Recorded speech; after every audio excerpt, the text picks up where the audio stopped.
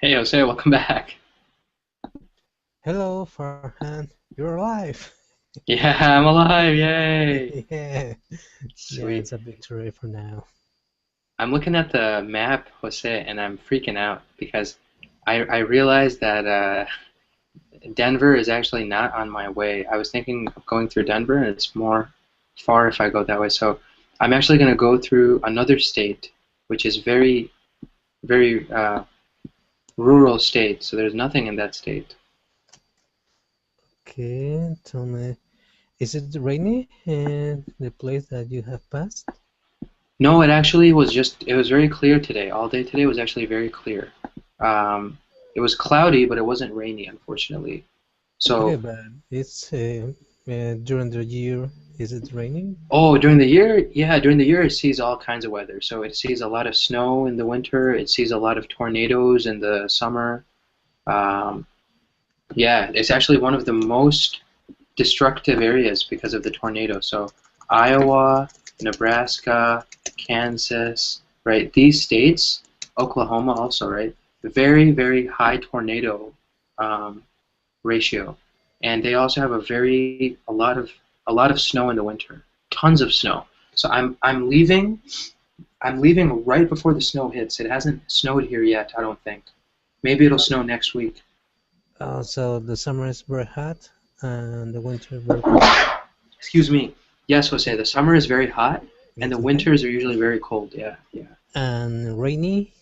Okay, maybe that's They have a lot of agriculture here, so I think it does rain, but they also have irrigation and those kinds of things. But I wouldn't think rain. I don't think it's no. There's rain. There's definitely rain in the spring. I think it rains a lot here. Actually, I remember. okay. Surely that's the reason because you have seen red sun on the red ground. Yeah, the red sand, right? Like in Utah and Arizona. Well, I don't know because in Arizona it doesn't rain ever, Really? right? Yeah, Arizona, it's like 100% desert. Let me see if I can find a picture of it. It's like Google Images.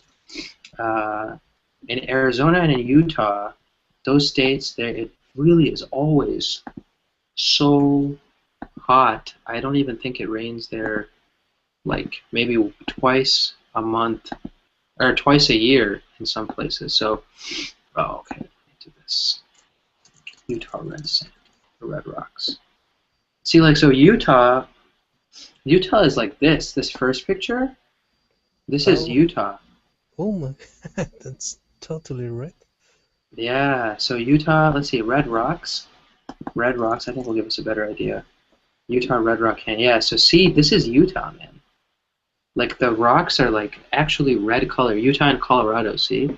So both Utah and Colorado have this like they have the red sandstone. See, the highways are in they make the roads right next to this kind of architecture or this kind of terrain. And this is Arches National Park.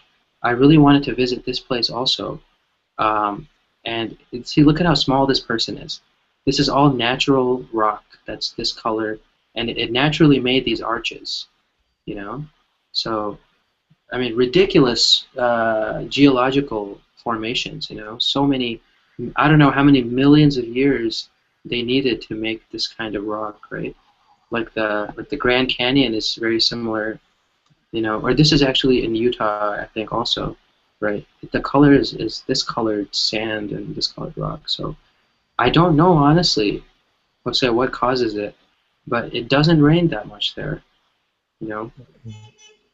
So we'll Yeah, see, man. We'll see. I don't know what I'm gonna do.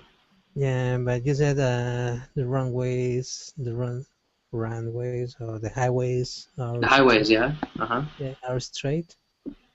The highways that where I am right now. So let me show you where I am right now, Jose. Where I am right now is so boring, right? Nebraska highway, right? Absolutely nothing but corn and just straight road. See, look at this, straight road. Yeah, but I heard that the government made this kind of highway Uh-huh. to receive airplanes if it's necessary to any kind of airplanes land for emergency or for war purposes. Yes, sir. That's Yes, usually sir. That is correct. That is 100% correct. But they see, this is Nebraska. Look at this. absolutely straight road for maybe hundreds of miles, right? So what they did was, in what I heard before was that in World War II, the U.S. government, when they made the national highway system, right? President Eisenhower, Dwight Eisenhower, Dwight D. Eisenhower, he is the father of the U.S. highway system. They copied the highway from the Germans, actually, because when they were fighting Hitler, they saw that Germany had an amazing system of highways, very, very well connected, Autobahn, right? They call them Autobahn. And so Eisenhower said, let's make it in the U.S. But because the U.S. was also fighting the Cold War and everyone was very suspicious about Soviet Russia, what I heard, the rumor, I think it's actually true, but the rumor I heard was that Eisenhower said, for every 5 miles of a highway, there needs to be one completely straight mile, so that in case every airport in the country is destroyed, we can still use these hundreds and thousands of miles of highway for airplanes and for jets or whatever, so we can fight the Soviets, right? That was the idea, so that no place in the country should ever be shut down. We should still have access to every single highway should be also used as a runway, right? But what about the highlands? Do you have straight highways in the highlands? No idea. I gotta tell you, man. I gotta see tomorrow, and I'll tell you after. Like, maybe, right? I mean, seriously, it's every 5 miles. For every 5 miles, 1 mile needs to be straight. That was the rule that I heard, and that's hard in mountains. Like, 5 miles is nothing. 5 miles is like 8 kilometers, right? And for every 8 kilometers, 1.6 kilometers needs to be completely straight, right? So it's tough to do. I don't know how the engineers did that, or if it's just something that he said that maybe they did for everywhere but the highlands. I don't know, honestly. Yeah, maybe. Yeah. They might have skipped the highlands. Yeah, but I honestly don't know when it comes to some of those reasons, right? But what's going to be cool though is, like, I hope there are gas stations in some of these areas, right? I think there has to be because it's a major highway. But I don't know. If the cell phone doesn't work and there's no gas. But you say that there are those trucks passing all the time? Truck drivers are passing by, yeah, so I can maybe use my... You can ask some help to them? Yeah. Or to the cows, maybe? make some polite questions to the truck drivers, right? Or yeah, there's going to be police. There's going to be police, absolutely. I know that. So, but you know, it's like when I was looking at this. So, Jose, I'll give you an idea of what I'm talking about. What's actually making me crazy a little bit is that this state of Wyoming, right? Wyoming is this state right here. So I am in right now. The letter A is where I am, right? So look at, I didn't do any driving. I drove from Madison. This is my city, Madison. I came just this distance here. Right? Just that distance from Madison, yeah, and it took me 7 hours, right? I still have to go this entire distance. Okay. Right? So tomorrow, this is what I'm going to do. Tomorrow, I have to cross Nebraska. This state right here that's 100% flat, nothing but corn and corn and corn. Tons of corn here, tons of corn here, right? This state, tons of corn, right? Lots of tornadoes. Always in the summer, this area gets hit with so many tornadoes, right? So what I was thinking was tomorrow I go from Omaha to Denver, because Denver is a big city, but the Google is telling me that the fastest way is to go through Wyoming. Wyoming is this state here. It has the fewest people of any state in the U.S. It's all mountains. Like these towns, like Rock Springs, Rawlins, Laramie. I only know Laramie and Cheyenne. I don't know anything here. This may be like 600 miles of road. I have no idea what any of this is, right? So if I use my Google View thing, right? Let me see if this little guy can show me what the road looks like, right? I see this highway. Oh, okay, this is just like the landscape, I guess, right? But if I see the highway, Maybe this clown will work. Oh, okay, I guess I can't get this thing to work. One sec. No, that's not the highway. That's not the highway. If that's the highway, I'm dead. I can tell you that right now. You know, it's this. Oh man, this thing's not moving. Interstate 80. What's going on? Okay, let me zoom out. Oh, this is 789 Wyoming. Okay, so that's a rural road, very rural road. I don't want that. I want this main highway, Interstate 80. Right. So let's see. This guy. Yeah. Drop it. Yes. Interstate 80. Let's see if it works. What? Oh, come on. I'm sorry to say about this. This shouldn't be the case. I thought I was educated enough to use a mouse, but maybe not. Maybe some problem with the connection. Yeah, let me check actually. What if I just zoom in? I think if I just zoom in on the road, they show me the road. So this is the road. Let me zoom in. Oh, God almighty, come on. Yes. Put the dude there, fantastic. Okay, now, let's look at this road, right? This is the highway. So it's a two-lane highway, seems like it's a two-lane highway, but I don't see anything, right? Just roads. I hope there's gas stations, right? If anything, I just need a gas station for the car. You know, I don't need anything else to really function. But if I drive a little bit, let's see if I imagine myself driving. Oops, that's not driving. Driving is if I click, I think. Yeah, so if I click, I can actually advance. I can go down this road. This is the Lincoln Highway in Wyoming, right? This state has nobody. Nobody lives here. It's a very, very rural state. Nothing happening, right? And I don't see like shops or McDonald's or even fast food. Nothing on the highway. This is a major highway. This is the biggest highway. So, yeah, I don't know, Jose. We got to see tomorrow. That's why I was thinking that if I take the other road that they suggested that I thought would work was if I drive through Denver. So Denver is a large city. If I drive through Denver, then I could go this way into. I could go this way. But this will also take me a long time, much longer than before. So. But is it safer, maybe? Maybe. Although this area, I have no idea what happens here. This entire area is just that red sand we saw a little while ago, Jose.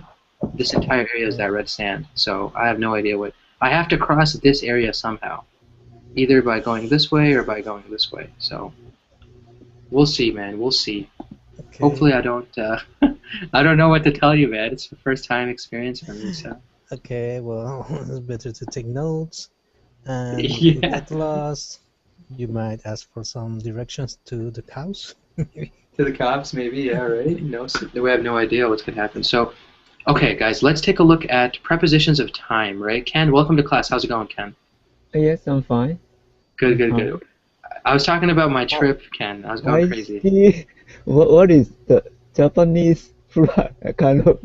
Yeah, you see this right here? So, this is. I'm on a trip and I'm at my friend's house and my friend, this is her room, so this is how she decorated her room. Heidi told me it's festival, right? Festival? Yeah, that's festival. The And character means festival, and that means that's a Japanese letter saying welcome, welcome. Oh, nice. That's really cool. Yeah, I think Heidi told me that also. She said welcome and festival. Yeah. So. It's awesome. Yeah, I'm in another city today because I'm driving to California because I'm crazy. Oh. Yeah, that's what I was telling Jose as well a little earlier. It's been the theme of my evening today. Tomorrow, my theme of my evening will be survival. I think, right, Jose?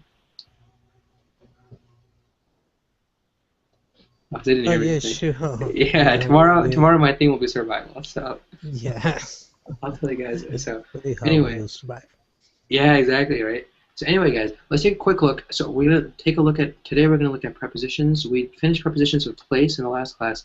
We're looking at prepositions of time right now, right? So when we look at prepositions of time, right, we are talking about words that involve, we use the same kinds of words like on, in, and at that we use for location, but they have a different use, right? So when we use on for a preposition, right? So let's say, for example, you're talking about a specific day or a specific date, right? Those kinds of phrases, we have to use the word on, right? A day or a date. So a date in English is something like the 4th of July, right? The date is 4th of July. The day of the week is Monday, Tuesday, Friday, whatever, right?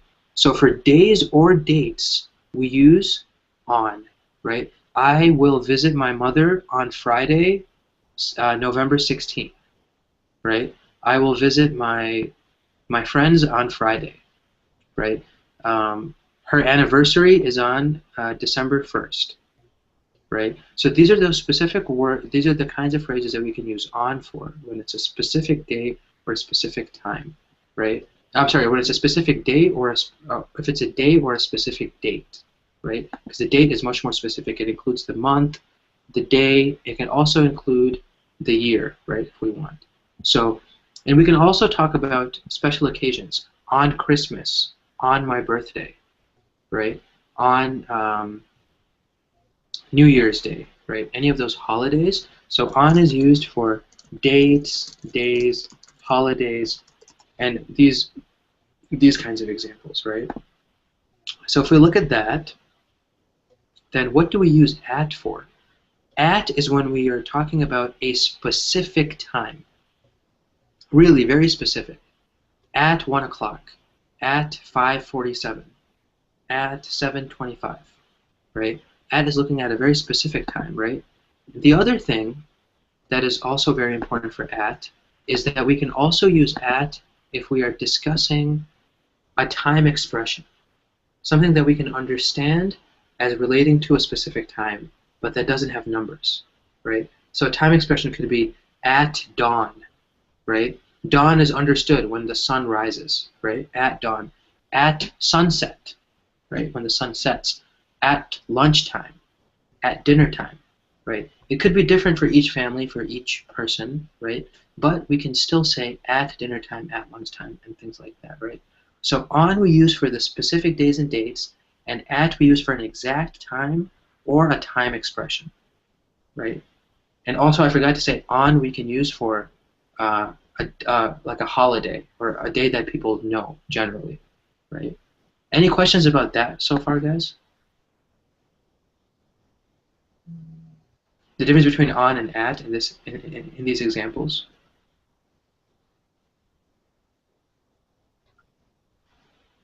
Does it make sense, guys? Yes. It does. Okay, great. So then the third combination, the last but not least word is when we use in, right? And in is used for a long period of time. When we are talking about something that is spanning some time, right? So in January, in 2013, right? A month is a long, expansive time, right? We can even use weeks, right? In the second week of April, my boss will give me a raise in the second week of April, right? So that's something that we use when it's a little bit more expanse time, more than a day, let's say, right? Then we can use in for a longer period of time. We can even talk about centuries, in the 20th century, in the Stone Age, right? In the future, in my childhood, right? All of those words we can use to talk about longer periods of time. Seasons, right? In the winter, it gets very cold here in the winter, right? It's very rainy here in the summer, right? Words like that, or different kinds of phrases like that when it's a longer period of time, right? So, Ken, could you give me an example of a sentence with in when we're looking at a longer period of time? In longer period of time. Yeah, yeah, go ahead. I'm sorry. Like year? Yeah, you can use a year, right? So in a year, right? So in a certain year, like in 1986, right? Or so I think. Did you mention a historical period in like Japanese history? Okay. Japanese history. Like during the Tokugawa era, Yeah, right? I'm not remember the figure, but I mean a number of the year. But Yeah, yeah, 1966. In 1966, the Beatles performed at Tokyo. fantastic. In 1966, the Beatles performed at Tokyo, right? Fantastic, fantastic. So that's an example of a bigger span of time, a year. So we use in. Jose, what's another example of a word of a phrase with in? Okay, in in December we celebrate Christmas. Yeah, in December we celebrate Christmas, right? So that's another one we can talk about. Or this in December we celebrate a lot of holidays, right? Christmas, whatever you want to say, right? New Year's Eve is also December, Christmas Eve, all that stuff, right? So yeah, fantastic. In December we celebrate Christmas, right? What about if we want to use on, guys? Give me a sentence with on, both of you guys. It's on Anyone start? Sunday. It's on Sunday. Yeah, very quick, very simple, right? So when's the party? It's on Sunday, right? You understand the idea? It's using a day, right, and not a date, but we can still use a day with on, right? What about Jose? What about you? On with on. Yes, with on, please. Yeah. Okay. Um, on Mondays I feel terrible. On Mondays, I feel terrible because it's the first day of the week. Is that why? Yeah, that's the reason. End of the weekend, right? Yeah. Is today Monday? No, today's Saturday, right? No, it's Saturday. I forget, guys. I don't know anymore. So, all right, yeah. Mondays are bad days, right? Depressing days. So, okay.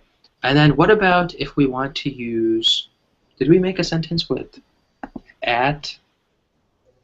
Yeah, we did. And we also used on, I think. So, okay, we looked at all of those examples, right? Then the last thing I want to mention, guys, is before and after, right? Before and after are prepositions that we can use as a reference, right? Very simply as a reference, right? I need to do something before something else, right? I need to buy a gift for my mother before her birthday, right? I will help my sister with her homework after I finish mine, right? So those are very kind of clear cut before and after, right? We can use many kinds of examples, right? After the package will be delivered after midnight, right? Many kinds of examples. We can use after and before with time, with a generic idea of time, or with a more specific idea of time, right? The letters will arrive after 2 o'clock. The letters will arrive after lunchtime, right? So both of those work well. Any questions, guys, on, in, at, before, or after?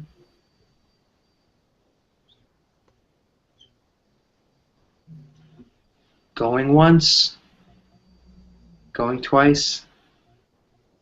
Okay, no one's okay. So no one is asking any questions. I'm assuming that makes sense, guys. I'm going to incorporate these questions that I have using these in our article. So let's take a look at our article, guys. And today we're going to be exploring pneumonia, right? How fancy is that? We're going to be looking at a disease, right? How's that for inspirational, Jose? My apologies again, right? Not a very inspirational article, but let's see what we can see. Let's see what we can learn about pneumonia as a disease that actually is one of the deadliest diseases in the world, right? Kills a lot of people every year. It makes a lot of people very, very, very sick. So let's take a look at this BBC Health article, right? And then we go into screen share mode. Okay. What is pneumonia and why can it be so deadly? Right? So pneumonia, we see pneumonia here in this x-ray, right? And this lower half right here of the right lung, see how it's white? Here it's black, like here it's clear, but here it's clouded, right? This indicates pneumonia, right? The only reason I know that is because I just read it here. I'm not a doctor. But this is how doctors can tell that pneumonia is present in a patient, right? So pneumonia is an inflammation of the lungs, right? And it can be life-threatening, especially among the elderly and those with serious underlying health conditions, right? What causes pneumonia? Is usually caused when particular germs, bacteria, viruses, or fungi infect the lungs, right? Normally, your body is able to filter most germs out of the air that you breathe and stop infections from reaching the lungs. But even if germs do make it through to the lungs, or an infection spreads from another part of the body, right? A healthy person's body can deal with all of these issues, right? If there's germs that enter your body, the infections are stopped by healthy, like white blood cells, other types of cells, right?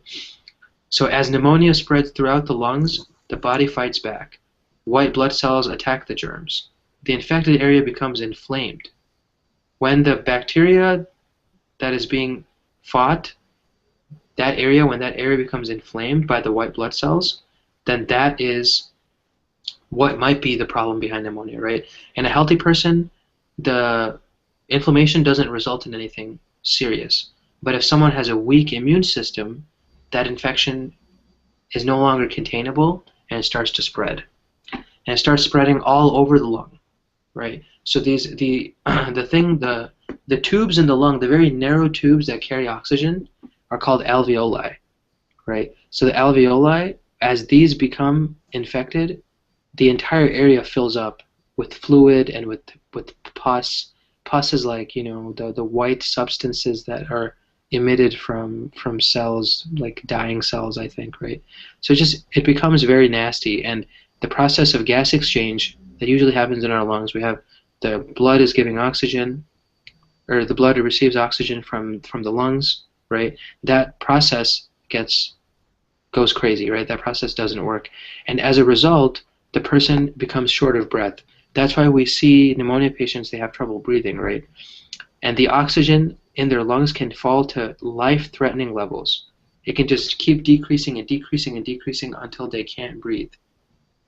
And if the person cannot breathe, the heart and the brain don't get the oxygen, then they get confusion, coma, heart failure, eventually death, right? And it's serious because there are so many variants, right? Many different types of bacteria and viruses can cause this disease, and we see viral pneumonia as well as bacterial pneumonia. Depends on the amount of inflammation that happens in the lungs, right? Now let's take a look at the most risk. Anybody can be affected by pneumonia, but for some it can be far more serious.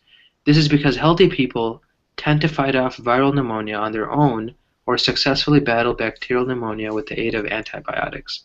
But those who have the weakened immune systems, they can't do that. A weakened immune system can be caused by many factors, including age, illness, and disease, right? These are folks with weakened immune systems, guys. Babies and infants, older people, people with long-term heart, lung, and kidney diseases, those with diabetes, people with cancer, receiving chemotherapy, lymphoma or leukemia, people who smoke and those who drink alcohol to excess, right? A lot of alcohol. People receiving drugs that suppress the immune system. Maybe they already have another disease and they're getting drugs to suppress that disease. And people with HIV and AIDS, right? These people already have compromised immune systems. So it's a deadly disease because of so many factors and because of the amount of people that are at risk, right? People with already weakened immune systems are particularly at risk, and it's not a disease that has a lot of emphasis. I feel like in the developing world, it's a bigger problem, right? Pneumonia is killing a lot more people in countries that don't have adequate health care. So the question I wanted to ask you guys is, how quickly do you think somebody who has symptoms of pneumonia should go to a hospital? Should it be something immediate? Should we try to make that as quickly as possible, based on what we have seen in the article? What do you guys think? I think it should be immediately. Well, because as it says, it has many bad results, and the people will be very difficult to take a breath, and he even can die. Well, I'm talking about people's in the risk zone. Mm-hmm. I'm not talking about healthy people that could stand this disease, but people in this list, for example, with diabetes, with AIDS, older people, well, those people should go to the hospital at once.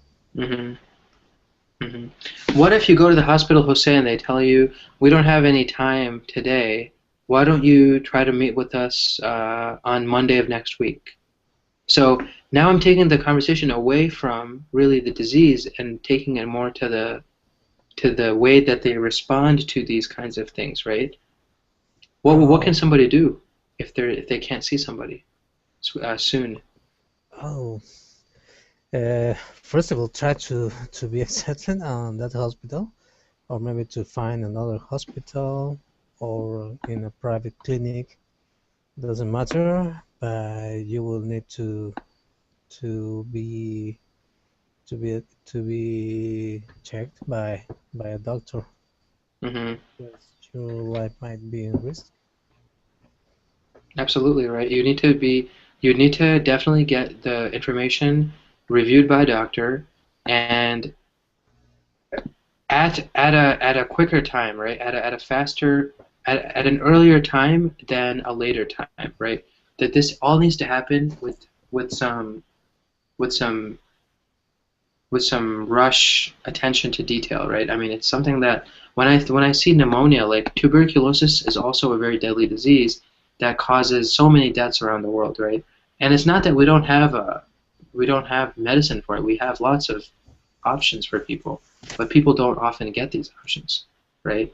Um, Ken, what's your take on pneumonia? Is it a big problem in Japan, or is it something that you've seen about or heard about in the news, or Oh, what yeah. about all this stuff? Yeah. It's kind of lung related, and it is very, yeah, painful actually.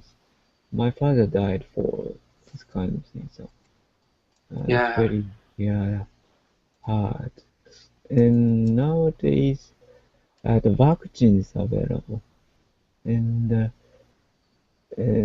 kind of the program with the urge, especially senior citizens, to get the vaccine for pneumonia, Yes. and Yes. it can work. It cannot work some type of pneumonia, but it can work some type of pneumonia. So, mm, Yeah. Some types of pneumonia. Actually, I'm glad you mentioned that, Ken. They mentioned it very briefly in the article, right? I actually skipped it because it was so small. But they do mention that there is a vaccine for one of the most common types of bacteria that cause pneumonia, because pneumonia can be bacteria or it could be viruses, right? And both can be very deadly. But for one of the most common types, they do have a vaccine, but for the more specific cases, it might not be sufficient. It might not actually provide a solution. So it's difficult, guys, because when I think about healthcare in general, in terms of the problems that people are having, it's really more of a question of access to healthcare. It's not that we don't have the healthcare; it's that there's the access to healthcare that makes it very difficult. And I mean, should we take a measure like, for example, with the elderly people, right? I feel like they really deserve the attention of the rest of the community. What could we do for the older folks? If we can come up with a solution for the older folks, maybe somebody who lives alone or who doesn't have the ability to get medical help, or whatever the case might be. What do you guys think we can do, especially for older people? mm, Right? Either of you guys feel free to just say whatever you want. I'm taking this conversation now out of the scope of just pneumonia. Let's think about time also, right? Let's think about time. Should older patients be given appointments at specific times? Should they be guided in this care? Or should it be more that should they be assigned to nurses who take care of them specifically, or who, the office and the clinic, they have a special file for old people. And they know, okay, if you're an older person with pneumonia, that's a risk, that's a flag, right? We need to see this person more frequently. We need to see this person every Monday at 6 o'clock, right? They need to be here. We need to get them the transportation to bring them here, right? I mean, not only pneumonia, there could be so many other aspects, right? Older people, when it comes to healthcare, it's very difficult. They need to be managed, I think, more effectively, right? What are the ways that we can do that, or what comes to mind for you guys? Actually, 3 or 5 years ago, maybe, I asked the doctor to vaccinate to my father, but that doctor don't say it's not necessary. So my father didn't do that.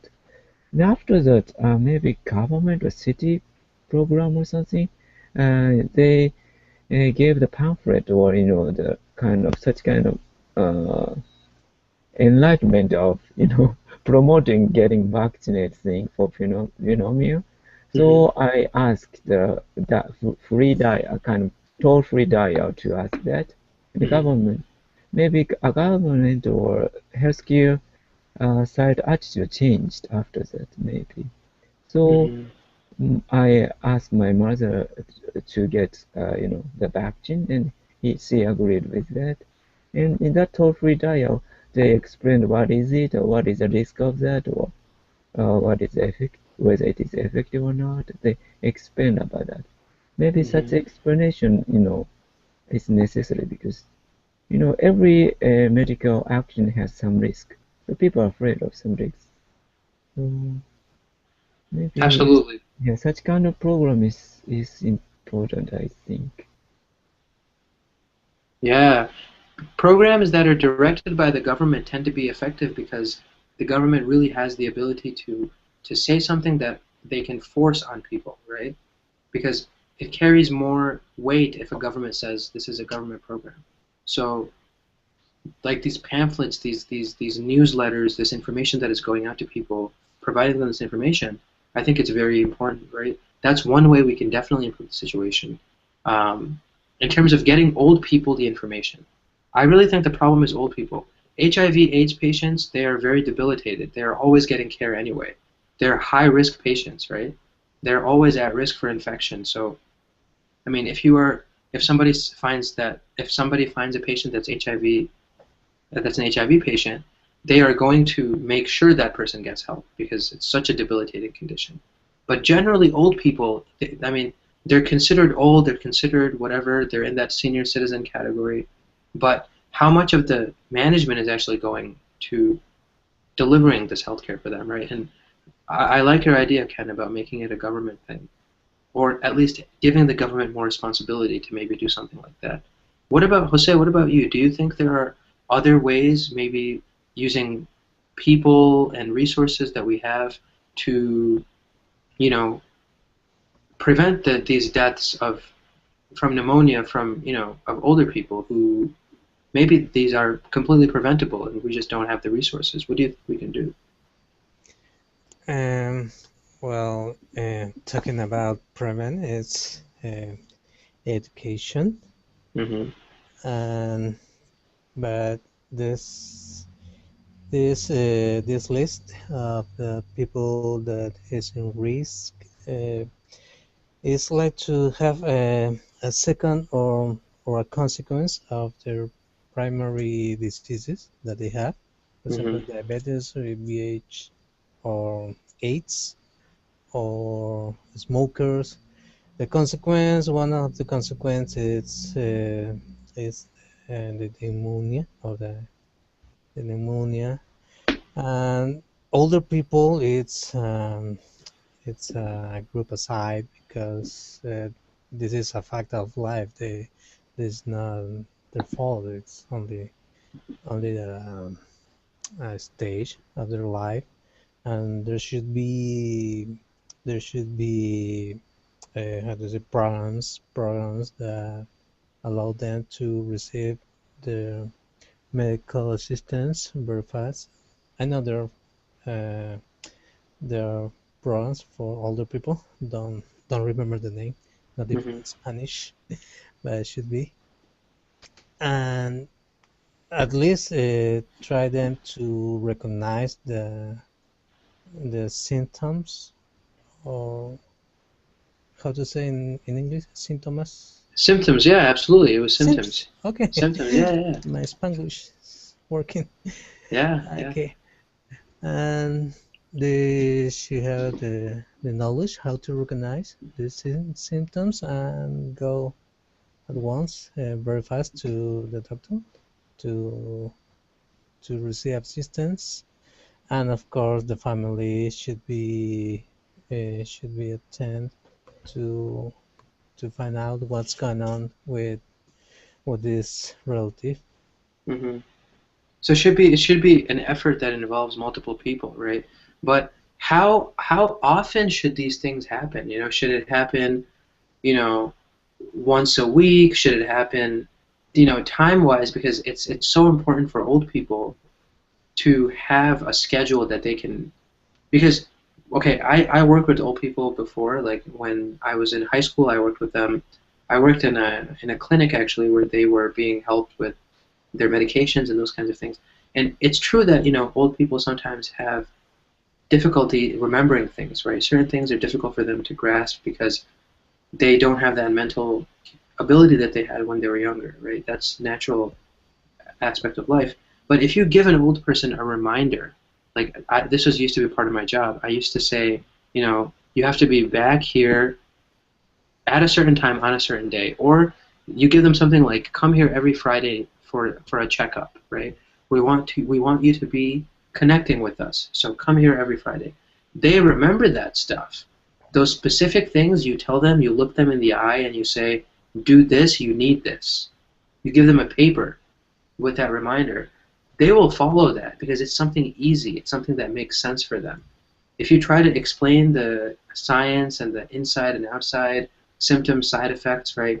Only some old people understand all of those things and care. Others really don't care.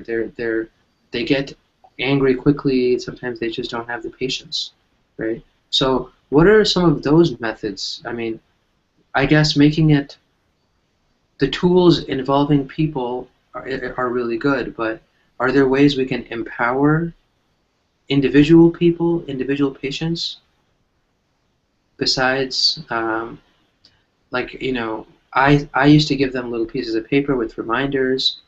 I think computers are too advanced for them, so we wouldn't want to do emails, right? But I guess I'm trying to ask, would there be other tools that we could use to help them with this care?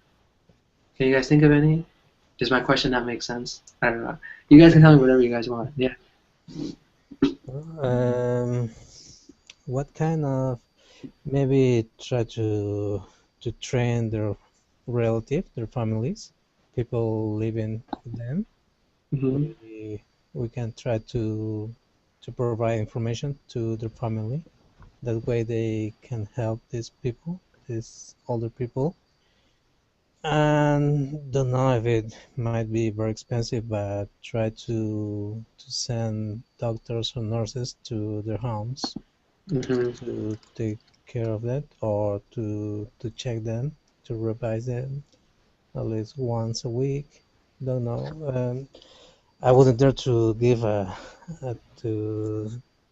give a date or a period of time, but there should be a schedule, and of course supported by the government. Mm-hmm. Yeah. Yeah, I think so. I think the schedule idea, I mean, that was something that I saw that worked, but maybe times have changed. I did this, 10 years ago. I was doing this volunteering work a long time ago. So, I think it makes sense. I think those are good ideas. Thank you, Jose. That was good. I know my questions sometimes are kind of open-ended. I like my questions to be open-ended because I want you guys to just talk about whatever you think relates to your feelings about this, right? I think it's good. Ken, what about you? Did you in specific tools or ideas or strategies, right? They can be applied to more than just old people, but I think in the particular case of pneumonia, in the developing world, it affects everybody. In the developed world, I think the older people are at higher risk. So, what would you say, Ken? Yeah, the old senior citizens and people has some diseases, and people who their immune system is weakened for some reason, yet they're the higher risky person. So, and yes. Yeah. Mhm. In terms of tools, do you have any ideas, Ken, what might work? Like when you're trying to tell an old person something, what kinds of things work? It's kind of tough. Sometimes they don't really like listen. You Yeah, know, that and makes it tough. yeah, yes, it's tough, and maybe some people are afraid of, the kind of medical treatment or medical check because sometimes it's reduce their vitalities or it's not easy actually. Some medical check is not easy. Maybe they are afraid of that and simply and they want to live what they want.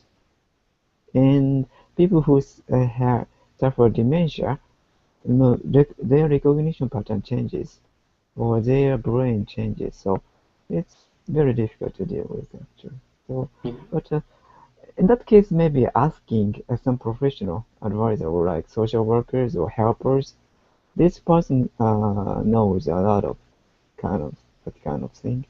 Yeah. So solving inside the family was, you know, kind of by alone inside the family. Sometimes it cannot work actually because they cannot keep a proper distance the family to family members, or simply it's too burden for them. For example, sometimes older people take care of their older husband or wife alone. Yeah. Maybe so the health insurance system here supports such kind of people, but it's not enough actually. Just once or 2 weeks or 3 weeks maximum. It's up to the level of they suffer. But maybe but asking such kind of professional service or that's I think the best option. It's their job, and it's their specialty, really, to act as these communicators, right? Yeah. Social workers are really good to act as communicators between family members, between doctors and patients and things like that. They have special types of social workers as well. Yeah, I think that's a good option, But it's sad for me, like because I know that there are preventable strategies, and people are doing these strategies, right? People are implementing them definitely in many places, but it causes a lot of problems inside families when there's an older person who's sick and who doesn't really have the ability to. See you later, Jose. Good to see you. Folks who have those problems, it really causes, I think, extra burden for them. Like if the wife has to care for the husband, or the husband has to care for the wife, it causes internal family problems. Sometimes one kid takes care of the father, and he sees it as unfair because the other kids don't have to. It gets ugly very quickly. Yeah, that's true. Yeah. Yeah. So kind of maybe such kind that maybe so how can I say it's very difficult to deal with solve, but maybe sometimes social workers and helpers reduce their burden and can find a solution, better solution, the best solution. So Yeah, I'm surprised in Japan actually that if the spouse is taking care of the sick spouse, they actually support this in the healthcare system. That's yeah. awesome. For example, if the husband is taking care of the sick wife, the husband gets money or husband gets help from the government. Not the money, but actually you have to pay for that kind of service. But maybe 10% of and kind of. But a national healthcare system, separated maybe 10 years ago or 20 years ago for the ordinary healthy man and woman or senior citizen. Two types of national healthcare are available. So old people, maybe over 70 can use such a senior citizen national healthcare. Let's prepare such kind of helper or social worker service. Not social. Social worker, every person can counsel social workers, but in terms of helper, the senior citizens or people who suffer the very serious disease or disabled people can help. I can ask helper to help. That's really cool. Here we have certain plans that allow that. Medicare is the American program that helps people helps like the elderly people, right? And there are like 4 categories of Medicare. One of them allows it, one of them doesn't. Very, very complicated stuff in the U.S. unfortunately, but I feel like we need a clear-cut system also. Just the vocabulary is like, you can't explain it to me or anybody who's, maybe a younger person who understands complicated things. How can you expect to explain it to an older person who really doesn't, has lost so much of that energy and that ability? So it's not easy, Ken. It's definitely not easy. Yeah, so even in a simple system, so people who suffer dementia cannot understand. They cannot understand such a complicated system. Yeah. Clearly, they need help. Absolutely, I agree. Well, Ken, were there any other questions you had about the prepositions of time? We looked at on, in, and at. On for days and dates, in for larger spans of time, and at when we were looking at a specific time. Or anything about the article you had questions on, something I read that didn't make sense, something I said that was wrong, anything like that? No, yeah, no. And are you in a travel? Yeah, so let me tell you what happened, Ken, right? Let me tell you what happened, because I forgot to tell you. I was telling everyone else, I forgot to tell you. So what happened was last night, less than 24 hours ago, okay, I decided that I'm going to drive to California because my friends live in California. They've been asking me, when are you going to get here? I visited them in like July or something, but I really wanted to make the trip because I wanted to do this trip first because it's a challenge for me to drive alone 2,000 miles. I think that's a challenge. The other challenge, because I love those kinds of challenges, right? I love like doing crazy crap like that, right? The other idea was that I want to actually see like schools and universities in California because I'm applying to graduate school for master's programs. A few weeks ago I was in Washington, D.C. I want to see if California also has good opportunities. But it's an adventure, right? So what I did was I decided last night, I woke up this morning, left my house at 11 o'clock a.m., drove for 7 hours. Okay, drove for 7.5 hours, and then I came to Omaha, Nebraska. So right now I'm in Nebraska, which is a very flat state, a lot of agriculture, a lot of corn and wheat and those kinds of things. But tomorrow I'm going to be going into the more dangerous part of my trip, which is the mountainous areas. So tomorrow, actually, maybe not tomorrow, but tomorrow I will be at the border of the mountains and the plains, the flat area, right? And then Monday, probably, I will be actually in the mountain area, in the very mountainous areas. So I was telling Jose and the others that I've never driven in those conditions before. The weather is perfect. I've looked at the weather. I would be very foolish to drive in the mountains in the bad weather. I'm not doing that. The weather is great. It's not the weather. But I don't want to drive at night. So that's right. That's the one thing, because these roads, even though it's a highway, the roads are they have turns and twists and things like that. So I don't want to be caught on a mountain at night. That would be a very bad situation. So the way I'm planning my itinerary is I'm still planning it. Like I have no idea where I'm going tomorrow. I'm still figuring it out. What I'm going to do is definitely sleep at night, get plenty of rest, and then just drive as much as I can every day. So it might take me 2 or 3. I was thinking I can reach California by Monday afternoon, but it might take me Tuesday. I would not be surprised if even Wednesday morning I reach California, because after the mountains I have 500 miles of desert, and after desert I have even more mountains, and then finally California. So America is huge and a lot of different, landscapes. Yeah. A Yeah. lot of different types of geography and landscapes. And that's for me. I've never traveled to this part of the country driving. I've Mm, never driven across the mountains. mm. Nobody in my family has driven across the mountains, actually.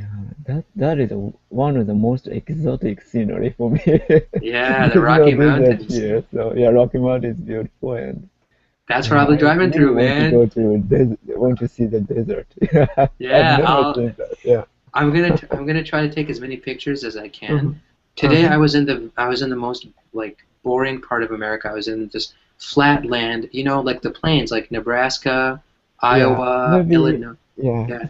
a bit similar to Georgia, I guess. Yeah, just like you, the Right. road is forever. You guys just keep driving and driving, driving a straight road, nothing interesting, right? But like I was telling the other guys, I saw more cows today than I saw people. Mhm. I saw truck drivers and I saw cows. That's it. I didn't see like any humans today. You Mm, know, it was like maybe a farmer when way in the distance or something, right?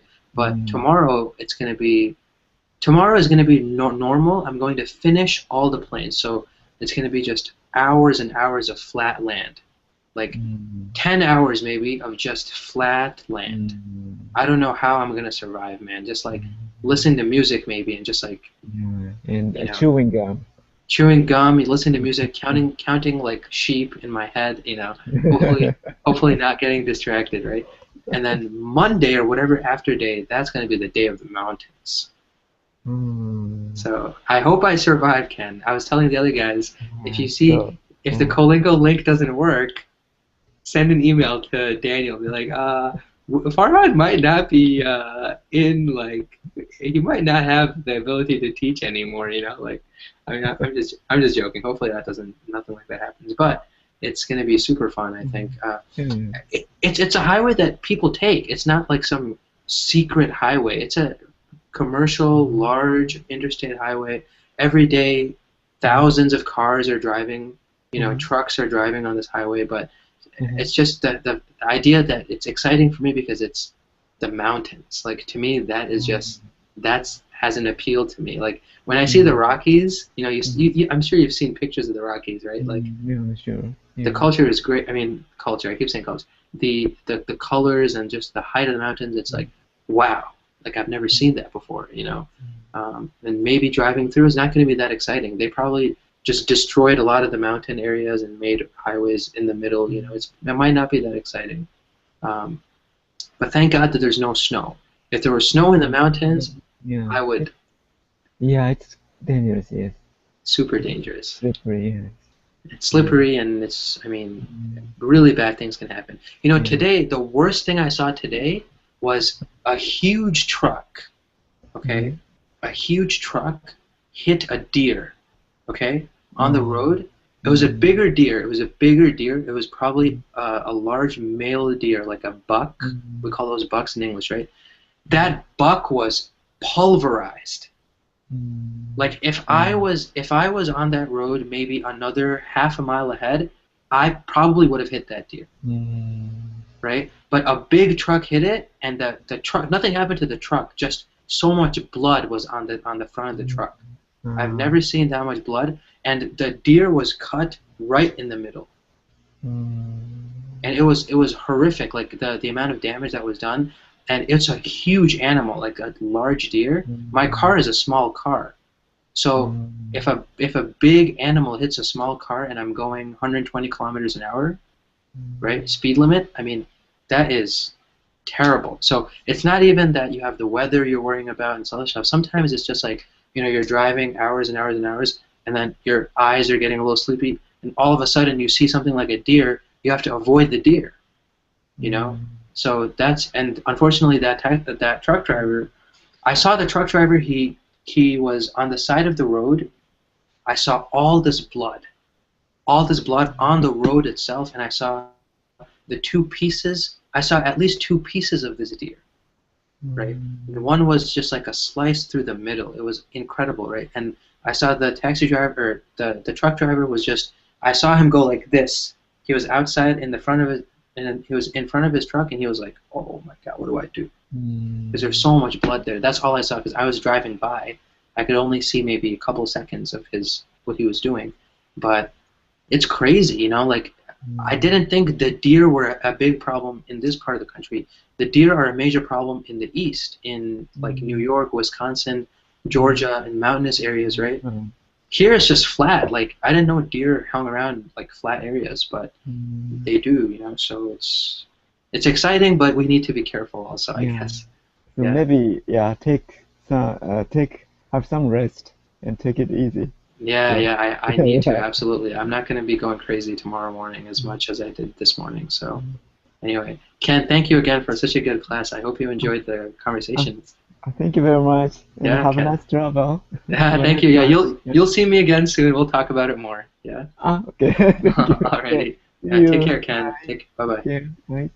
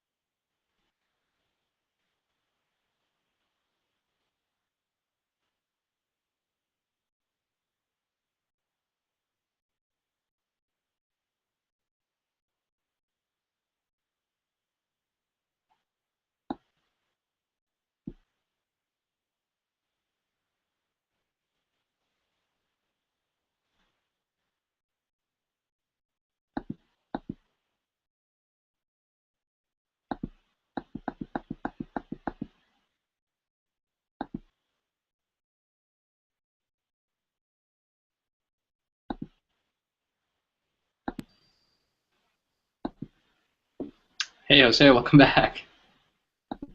Hello, Farhan. You're alive. Yeah, I'm alive. Yay. Yeah. Yeah, Sweet. it's a victory for now. I'm looking at the map, Jose, and I'm freaking out because I realized that Denver is actually not on my way. I was thinking of going through Denver, and it's more far if I go that way. So I'm actually going to go through another state, which is very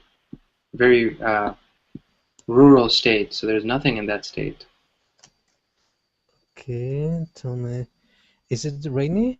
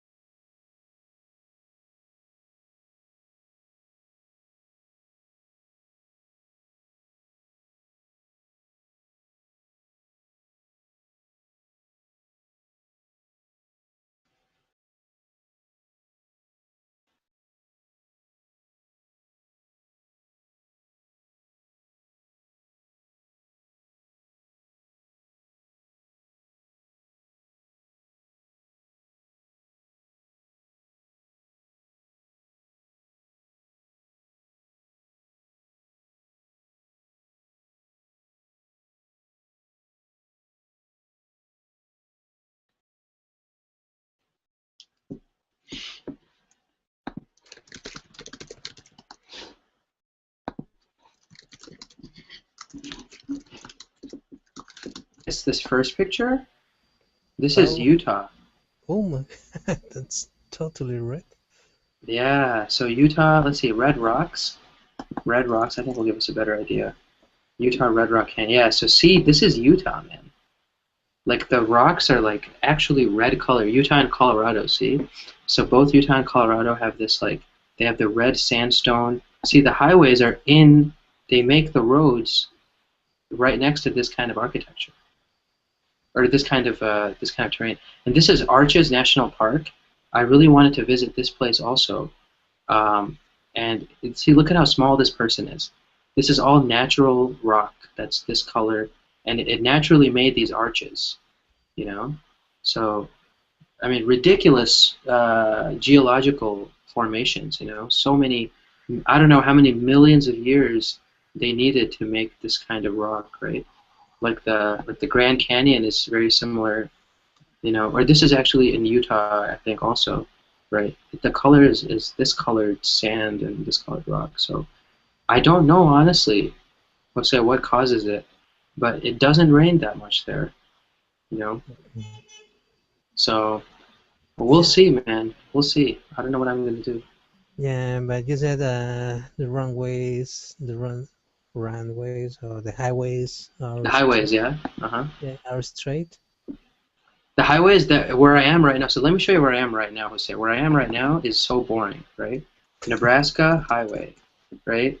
Absolutely nothing but corn and just straight road. See, look at this, straight road. Yeah, but I heard that the government made this kind of highway to receive airplanes if it's necessary to any kind of airplanes land for emergency or for war purposes. Yes, sir. That's Yes, usually. sir. That is correct. That is 100% correct. That they see, this is Nebraska. Look at this. Absolutely straight road for maybe. And the place that you have passed? No, it actually was just. It was very clear today. All day today was actually very clear. It was cloudy, but it wasn't rainy, unfortunately. So. Okay, but it's during the year, is it raining? Oh, during the year, yeah, during the year it sees all kinds of weather. So it sees a lot of snow in the winter. It sees a lot of tornadoes in the summer. Yeah, it's actually one of the most destructive areas because of the tornado. So Iowa, Nebraska, Kansas, right? These states, Oklahoma also, right? Very, very high tornado ratio, and they also have a lot of snow in the winter, tons of snow. So I'm leaving right before the snow hits. It hasn't snowed here yet, I don't think. Maybe it'll snow next week. So the summer is very hot and the winter very cold. Excuse me. Yes, Jose. The summer is very hot, and the winters are usually very cold. Yeah, yeah. And rainy. Okay, maybe that's. They have a lot of agriculture here, so I think it does rain. But they also have irrigation and those kinds of things. But I wouldn't think rain. I don't think it's. No, there's rain. There's definitely rain in the spring. I think it rains a lot here. Actually, I remember. Okay, surely that's the reason because you have seen red sand or the red ground. Yeah, the red sand, right? Like in Utah and Arizona. Well, I don't know because in Arizona it doesn't rain ever, Really? right? Yeah, Arizona it's like 100% desert. Let me see if I can find a picture of how sad. It's like Google Images. In Arizona and in Utah, those states, it really is always so hot. I don't even think it rains there like maybe twice a month or twice a year in some places. So, oh, okay, let me do this. Utah red sand, the red rocks. See, like, so Utah is like this, hundreds of miles, right? So what they did was, in what I heard before was that in World War II, the U.S. government, when they made the national highway system, right, President Eisenhower, Dwight D. Eisenhower, he is the father of the U.S. highway system.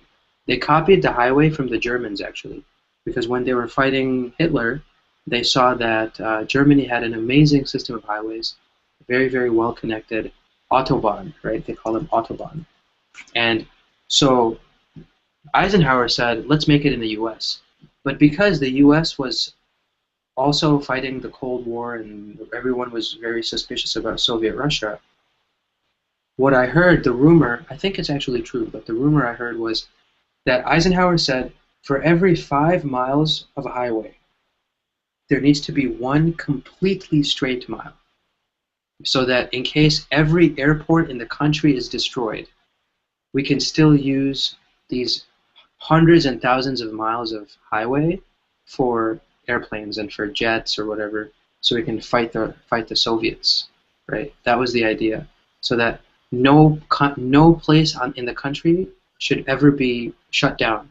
We should still have access to every single highway should be also used as a runway, right? But what about the highlands?